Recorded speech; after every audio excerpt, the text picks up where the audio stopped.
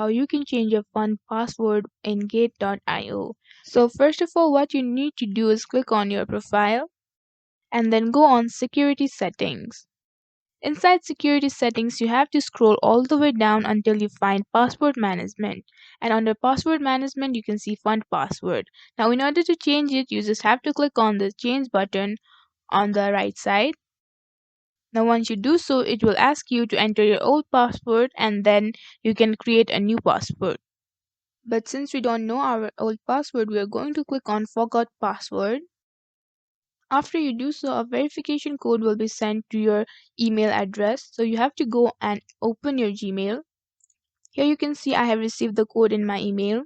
Now I'm just going to click on it and copy the code and then go and paste here and then click on next. Once you have done so, you can enter a new password. Once you have entered your passwords, you have to click on confirm and now your password has been changed. And after you've completed these steps, your password has been reset. And that is it. Thank you for watching this video.